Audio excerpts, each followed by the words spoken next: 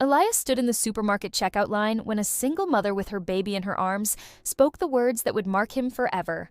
"I promise to pay when I can." What happened after that moment transformed not only his destiny, but that of an entire family too. Discover how a simple act of kindness can change lives. Stay until the end and get ready to be moved by this inspiring story. Elias walked through the supermarket aisles with a familiar nostalgia. The store in Logan Square, Chicago, was the same one his mother used to take him to as a child, when she still held his little hand in hers and let him choose an ice cream if he behaved well. Now, at 45, he would return every so often just to feel that connection to the past, to the days when everything was much simpler. The afternoon was falling gently over the city, and Elias carried only a carton of milk and some fruit in his hands. He didn't need anything else. He lived alone in a large, silent house in the Gold Coast, where the echo of his footsteps resonated in empty rooms. But that day, as he entered the checkout line, his routine was about to be broken in a way he would never have imagined. In front of him, a young woman held a small child on her left hip, while with her right hand, she emptied the last coins from her purse onto the counter. Elias noticed her trembling fingers, the nervous gesture with which she counted the few coins she had again and again. The cashier waited patiently, but there was a line of customers behind them who were starting to murmur impatiently. The child, who must have been no more than 4 years old, looked with huge eyes at the candies hanging near the register, but asked for nothing, just watched. Elias caught that detail. Little Liam already knew he shouldn't ask. The woman lifted her gaze to the cashier, and her voice came out firm, despite the shame she was trying to hide. "How much is left?" she asked with a thread of hope. The cashier checked the total and replied gently, "That's another 15, ma'am." The woman's face contracted for a second, as if something inside her had silently broken. She took a can of beans and a bag of rice from the cart, carefully putting them back. "I won't be taking these," she murmured softly, almost as if talking to herself. Then she took a deep breath, looked the cashier straight in the eye, and said with a dignity that shot through Elias's chest like lightning, "I promise to pay when I can." It wasn't a plea, nor an excuse. It was a statement of intent, a promise made with the weight of someone who still believes in her own word, even though the world has beaten her down 1,000 times. Elias felt something stir within him, something that had been dormant for years. Without a second thought, he stepped forward and placed his hand on the counter. "I'll pay for everything," he said calmly, pulling out his wallet. The woman turned to him, wide-eyed with surprise. "No, sir, I can't accept," she began to say, but Elias had already handed the bills to the cashier. "It's paid for," he replied with a quiet smile, without theatrics or grand gestures, just a simple act, from human to human. The woman stood frozen for a moment, hugging little Liam, who was looking at the stranger with curiosity tighter. "I don't know how to thank you," she whispered, her voice cracking with the emotion she was trying to hold back. Elias shook his head. "No need to thank me for anything. Just take good care of your son," he said, gesturing to the child who was now smiling shyly. Both left the supermarket at almost the same time, and Elias thought that this would be the end of the story. A small gesture of kindness lost to the afternoon breeze. But fate had other plans. Already in the parking lot, as Elias walked towards his car, he heard a voice behind him. "Sir, wait, please." It was her, struggling to carry the child and the shopping bags, almost stumbling over her own steps. Elias stopped and turned around. The woman reached him, breathless, her cheeks flushed from the running and the embarrassment. "I'm sorry to bother you again," she said, panting. "It's just that I don't even have money for the bus fare to get home." Her eyes glistened with tears she refused to let fall, because she still had a little pride left. Elias watched her in silence for a second, seeing not just a woman in difficulty, but someone fighting with all her might to keep her head high. The child looked at him with those big, trusting eyes, as if he knew this man could help them. And Elias understood that this afternoon was destined to change his life forever. "Get in, I'll give you a ride," Elias said, opening the back door of his silver SUV. The woman hesitated only for a moment before accepting, as if calculating whether she could trust this stranger who had just shown her more kindness than she had received in months. She got in carefully, settling little Liam in her arms and placing the shopping bags next to her. Elias started the engine and waited for her to indicate the direction. "I live in the Englewood neighborhood near the municipal market," she murmured with her gaze lowered, as if ashamed to admit she lived in one of Chicago's most humble areas. He nodded without comment, putting the car in motion. Silence filled the vehicle for the first few minutes, interrupted only by the soft purr of the engine and an occasional murmur from the child. Elias looked at the road while she looked out the window, each lost in their own thoughts. It was Elias who broke the silence. "What's your son's name?" he asked with genuine curiosity, looking at her in the rearview mirror. She looked up, surprised by the question. "Liam," she replied with a small, sincere smile, stroking the child's head. "He just turned 4, Elias smiled. "He's a very calm child. He behaved well in the supermarket." She nodded, a glow of maternal pride in her eyes. "Yes, he's very good. Sometimes too good for his age." There was something in the way she said that made Elias sense a hidden burden behind those words. The ride continued through Chicago's increasingly narrow and modest streets. The large houses and wide avenues of the Gold Coast gave way to simpler constructions, faded facades, and streets full of local life. Elias noticed how she became increasingly nervous, wringing her hands in her lap. "Are you all right?" he asked gently. She took a deep breath, as if making a difficult decision. "Sir, I need to explain something," she began, her voice trembling. "I don't want you to think I'm an opportunist or irresponsible." Elias looked at her in the rearview mirror with complete attention. "I don't think that at all," he assured her firmly. She swallowed hard and continued. "The money I had was my entire salary for this week. I work cleaning private homes and received my pay this morning." The words now came out more fluently, as if she needed to confess everything. "But last night, Liam started with a very high fever, and early this morning I had to take him to the emergency room. The doctor said he had a throat infection," she continued, tears now streaming freely down her cheeks. "The consultation and the medicine cost me almost everything I had. I only had enough left to buy a little food, but even that wasn't enough." Her voice broke on the last sentence. Elias felt his chest tighten with every word he heard. He, who had lived so many years surrounded by luxury and comforts, had never faced the anguish of choosing between a child's health and a week's worth of food. "And the child's father?" he dared to ask, although he feared the answer. She gave a bitter laugh. "He left when he found out I was pregnant. He said he wasn't ready to be a father and that I should manage on my own." She wiped her tears with the back of her hand, while Liam, noticing his mother's crying, touched her cheek with childish tenderness. "Don't cry, Mommy," the little one said with his sweet voice. Those simple words pierced Elias's heart. They finally arrived at a narrow street where houses clustered close together, with humble yet dignified facades. "It's here," she indicated, pointing to a small, faded blue cement building. Elias stopped the car. She got out carefully, carrying the child and the shopping bags. Before closing the door, she turned to him with determination in her teary eyes. "Sir, could you give me your phone number?" she asked in a steady voice. Elias looked at her, surprised. "As soon as I get my next paycheck, I swear I'll pay back every last cent," she assured him with a conviction that allowed no doubt. He took a business card from his wallet and handed it to her. "It's not necessary," he said gently, but she held the card as if it were a treasure. "It is necessary to me," she replied, looking him straight in the eyes. "My name is Sofia, and I always keep my promises." Having said that, she turned and entered the house with Liam in her arms. Elias sat in his SUV watching the blue door close, and in that moment, he knew that Sofia had left a mark on his soul that he could no longer erase. Elias arrived home when the sun had completely set behind the skyscrapers that surrounded Chicago. The enormous residence in the Gold Coast neighborhood greeted him with the same silence as always, that emptiness he had grown accustomed to filling with work and meaningless routine. He left the keys on the marble table at the entrance and went straight to the kitchen, where he prepared a coffee he probably wouldn't finish drinking. But that night was different. That night, he couldn't stop thinking about Sofia's eyes. The way she had pronounced her promise with such dignity, Liam's small hands touching his mother's cheek to console her.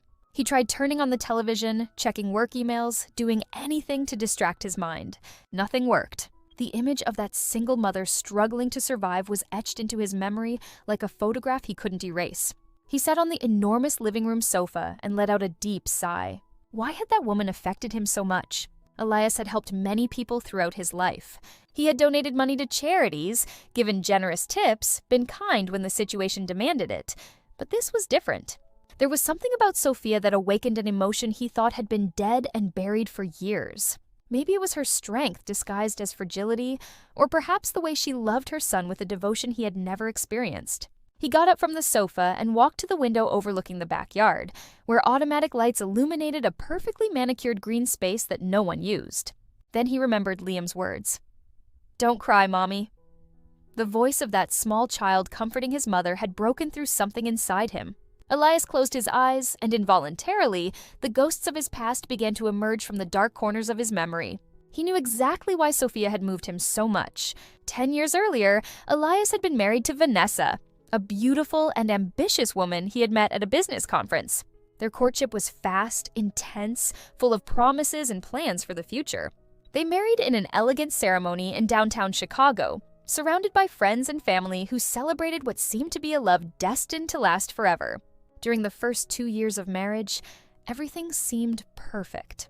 They lived well, traveled constantly, enjoying the life that Elias's money could afford.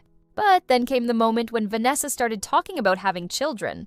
"I want to be a mother," she would say often, looking tenderly at the babies they saw in restaurants or parks. Elias also wanted that. He had always imagined that one day he would have a family, children who would fill that enormous house with laughter and life. But the months passed, and pregnancy never came. After a year of trying, they decided to undergo medical exams to understand what was happening. The day he received the results was the day his life changed forever. Elias remembered every detail of that afternoon, as if it had happened yesterday. He was sitting in the doctor's office with Vanessa by his side, expecting to hear that everything was fine and that it was just a matter of time.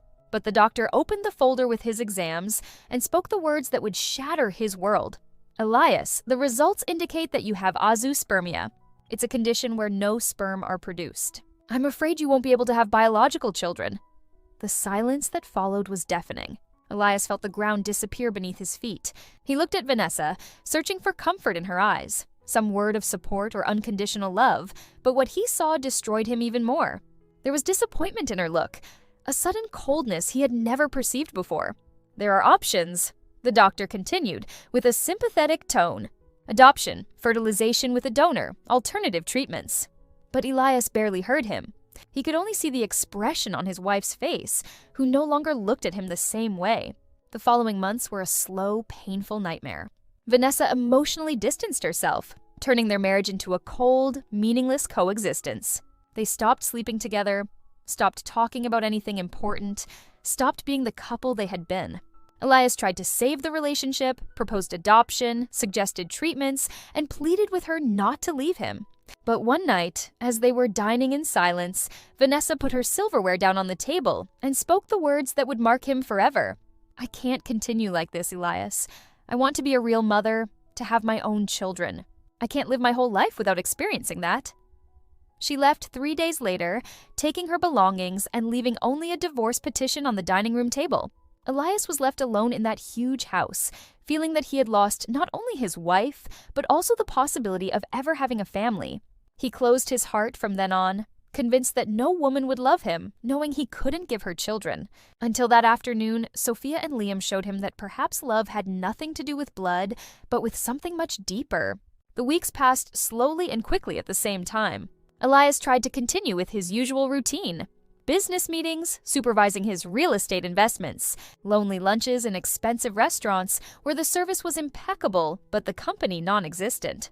However, no matter how much he tried to focus on work, Sofia's image would appear at the most unexpected moments. When signing a contract, he remembered her trembling hands counting coins. When driving through the streets of Chicago, he would unconsciously look for SUVs similar to the one he had driven her home in. He kept the business card she had given him in his wallet and took it out more than once just to confirm that the encounter had been real and not a strange dream. His partners noticed his distraction during meetings. "Are you all right, Elias?" his friend Ricardo asked during a business lunch.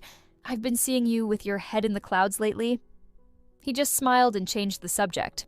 Because how could he explain that a woman he had met for a few minutes had revolutionized his entire inner world? It was a Wednesday afternoon when his cell phone rang with an unknown number. Elias was in his office reviewing the plans for a new real estate venture when he saw the screen light up. He hesitated for a second before answering, thinking it was probably some persistent salesman or a wrong number. But something inside him prompted him to pick up. "Hello?" he said in a professional tone. On the other end of the line, he heard a feminine voice, nervous but determined. "Mr. Elias, it's Sofia. We met 3 weeks ago at the supermarket." Elias's heart skipped a beat in his chest. He immediately straightened up in his chair, letting the plans fall onto the desk. "Sofia, of course I remember," he replied, trying to sound calm, though his pulse had quickened. "How are you? How is Liam?" There was a slight pause before she answered. "We're fine, thank goodness. Liam is completely recovered from the infection." Elias felt genuine relief hearing this. "I'm very happy to hear that," he said sincerely. "Mr. Elias, I'm calling because I've received my pay for this week," Sofia continued, her voice firmer. "I've gathered the money you spent at the supermarket, and I want to return it." Elias closed his eyes for a moment, moved once again by the integrity of that woman. "Sofia, it really isn't necessary," he began to say, but she interrupted him gently. "It is to me, sir. I made a promise, and promises are kept. That's how my mother, rest in peace, taught me." There was a pride in her voice that Elias deeply respected. He understood that insisting she shouldn't pay would be taking away that dignity she defended so fiercely. "All right," he finally accepted. "Where would you like us to meet?" Sofia seemed relieved that he had accepted. "Do you know the Café Bluebird near the municipal market?" she asked timidly. "It's a simple place, but they make delicious coffee, and it's close to my house." Elias smiled. "Perfect. 4 p.m. tomorrow works. I'll be there," she confirmed. "Thank you for understanding, Mr. Elias." They hung up, and Elias stood looking at his phone with a smile he couldn't hold back. The next day, Elias arrived at the Café Bluebird 15 minutes before the agreed time. The place was exactly as Sofia had described. Simple, clean, with wooden tables worn by the years and a warm neighborhood atmosphere. The aroma of freshly brewed coffee filled the air, mixed with the smell of pastries resting in a display case next to the counter. Elias ordered a coffee and sat at a table near the window from where he could watch the street. He observed people passing by, street vendors, children leaving school, women carrying market bags. It was a world completely different from his own, but for some reason, he felt more alive there than in any elegant restaurant downtown. 5 minutes past 4 p.m., he saw Sofia approaching on the sidewalk. She wore a simple navy blue dress, her hair pulled back in a ponytail, and on her face was an expression of determination mixed with nervousness. Elias stood up as she entered the cafe.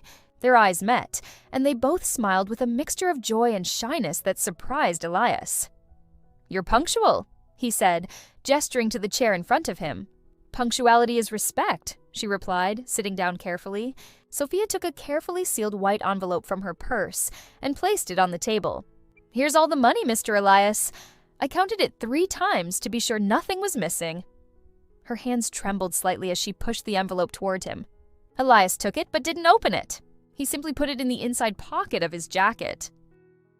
"I knew you would keep your word," he said, looking her straight in the eye. "But not because I needed the money, but because I can see the kind of person you are." Sofia lowered her gaze, blushing lightly. "It's just the right thing to do," she murmured.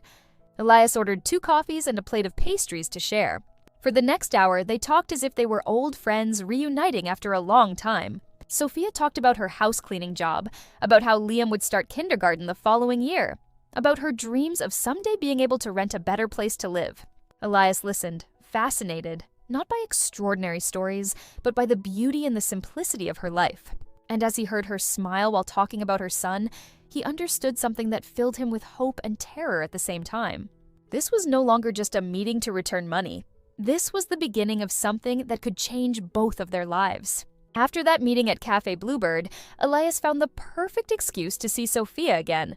He sent a text message 2 days later, asking if she would like to take Liam to Lincoln Park the following Sunday. "It's been a while since I've been," he wrote, trying to sound casual. "And I thought the child might like to see the gardens and the playgrounds." It took Sofia nearly an hour to reply, and Elias checked his phone every 5 minutes with an anxiety he hadn't felt since adolescence. The answer finally arrived. Liam would love that. He's never been to that park. "Thank you for the invitation." That simple message filled Elias with an inexplicable joy. Sunday arrived with a clear sky and the bright sunshine typical of Chicago. Elias went to pick up Sofia and Liam at home, and the little one couldn't contain his excitement getting into the SUV. "We're going to the park. We're going to the park," he repeated, doing little jumps in the back seat. Sofia gently reprimanded him, asking him to behave, but Elias just laughed. It had been so long since he had heard children's laughter in his car. Lincoln Park was full of families enjoying Sunday. Children running among the trees, couples strolling hand in hand, balloon and cotton candy vendors filling the air with color and sweetness. Elias bought ice cream for the three of them, and they walked the paths while Liam pointed everything out with wonder. "Look, Mommy, a puppy. Look, there are ducks in the pond." Every small discovery by the child was celebrated as if it were the most marvelous thing in the world. Elias watched Sofia interact with her son, the way she bent down to his level to explain things, the way she hugged him when Liam ran towards her, excited. There was a beauty in that simplicity that all the luxury in the world couldn't buy. After a while, they found a playground area where Liam immediately launched himself towards the swings. "Push me, push me!" he shouted excitedly. Elias walked over and began to push him gently, listening to the little boy's giggles that resonated like music in his ears. Sofia watched them from a nearby bench with a smile that lit up her entire face. When Liam got tired of the swings, he ran to a small sandbox area where other children were building castles.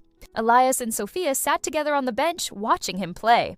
"I've never seen him so happy," Sofia confessed in a soft voice. "We usually only play in the yard or on the street, but I never have the time or money to bring him to places like this." Elias felt a pang in his chest. "Then we can come more often," he suggested cautiously, not wanting to pressure her. She looked at him with those dark eyes, full of gratitude, and something more that Elias didn't yet dare to interpret. "I don't want to take advantage of your kindness, Elias," she said, using his first name for the first time without the Mr. in front. He smiled at the change. "It's not taking advantage. The truth is, I'm having fun too." And it was true. For the first time in years, Elias felt genuinely happy. Not the superficial happiness that comes from success or money, but something deep and real that filled a void he hadn't even known he had. Sofia returned the smile, and their hands, resting on the bench, almost touched. Sundays in the park became a tradition.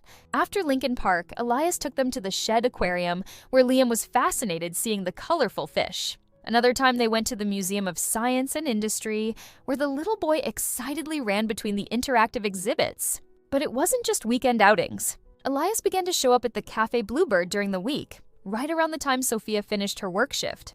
They would have coffee together while Liam did his kindergarten tasks at a nearby table, drawing with the crayons Elias had given him. Their conversations flowed more naturally all the time. Sofia talked about the families she worked for. Some kind, others not.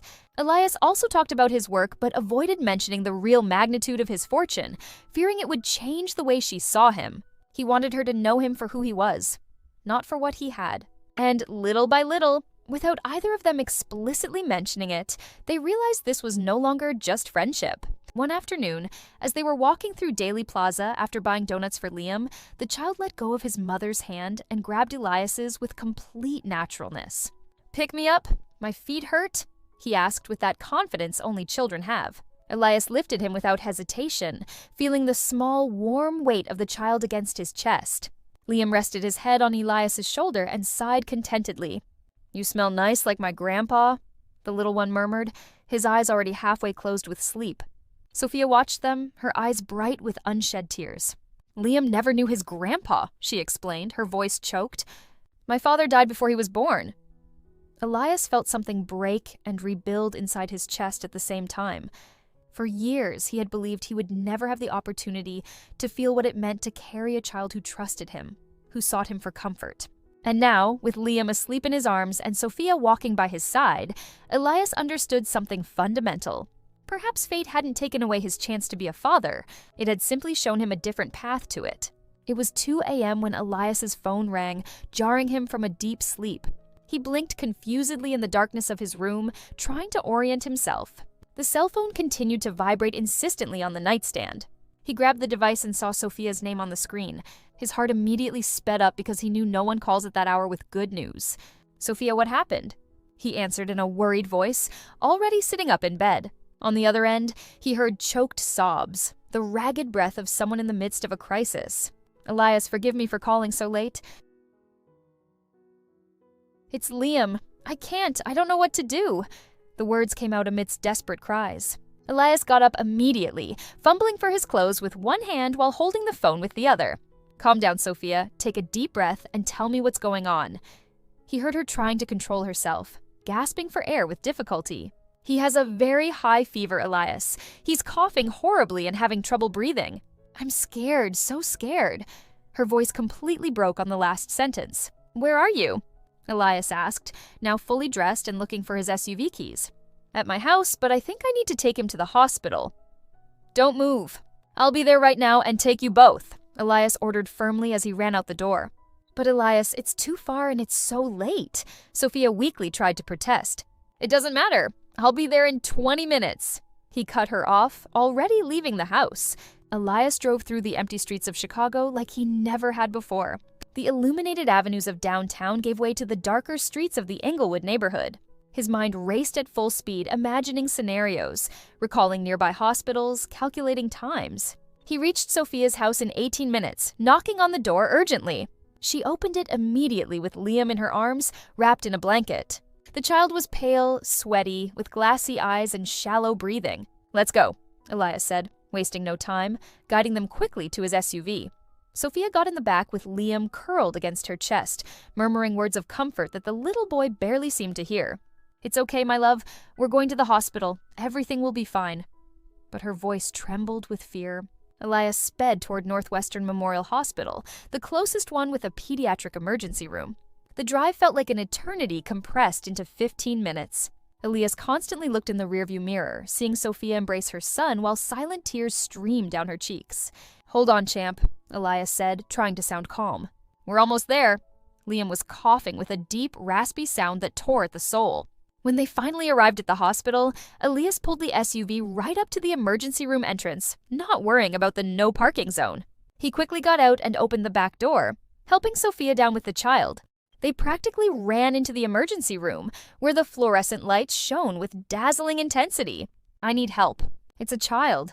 He has a high fever and can't breathe well," Elias shouted toward the reception counter. A nurse immediately approached, assessing the situation with professional eyes. She saw little Liam gasping for breath in his mother's arms and reacted instantly. "Bring him back here quickly," she ordered, pointing toward the doors leading to the treatment area. Sofia followed the nurse while Elias ran behind them, refusing to stay in the waiting room. They took them to an examination room, where a young doctor appeared in less than 2 minutes. "Put the child here," he indicated, pointing to a pediatric gurney. Sofia laid Liam down with trembling hands. The doctor immediately began to examine him, listening to his lungs with the stethoscope, checking his throat, taking his temperature. 4-degree fever, he announced seriously, and he has significant wheezing in both lungs. "How long has he been like this?" Sofia tried to answer between sobs. Since yesterday afternoon he started coughing, but tonight it got worse. Much worse." The doctor nodded while making quick notes. "I'm going to order a chest x-ray and urgent blood tests. Based on the symptoms, I suspect it's the beginning of pneumonia." The word struck Sofia like a hammer. "Pneumonia? My God, no." Her legs gave way and Elias immediately held her, wrapping his arms around her. "It's okay. The doctor knows what to do," he murmured in her ear, although he himself felt fear run down his spine. The doctor continued in a professional but understanding tone. "We need to admit him tonight to administer intravenous antibiotics and oxygen. He's also dehydrated, so we'll start an IV." Sofia nodded, unable to speak, clinging to Elias's hand as if it were the only thing keeping her standing in that moment of nightmare. An hour later, Liam was settled in a room in the pediatric area. They had placed an IV in his small arm, an oximeter on his finger, and a nasal cannula that supplied oxygen. The child had stopped crying, exhausted by the fever and the effort to breathe, and now slept restlessly among the hospital's white sheets. Sofia was sitting in a chair next to the bed, holding Liam's free hand without letting go for a second. Her eyes were red and swollen from crying so much. Elias was standing near the window, looking at the city lights outside, but his mind was completely focused on that room. He turned and observed Sofia, so fragile and strong at the same time, watching over her son's sleep. "You, my friend, have just witnessed the unbelievable beginning of a life-changing love story." What Elias felt for Sofia and little Liam went far beyond a financial transaction. Will he risk everything, his comfort, his reputation, to embrace a future he thought was impossible? You need to find out what happens next. Don't miss the powerful continuation of this incredible tale of destiny, love, and second chances. Stay tuned for the next part. Until then, remember, One simple act of kindness can truly change the world. If this story resonated with you, smash that subscribe button to follow the rest of their journey.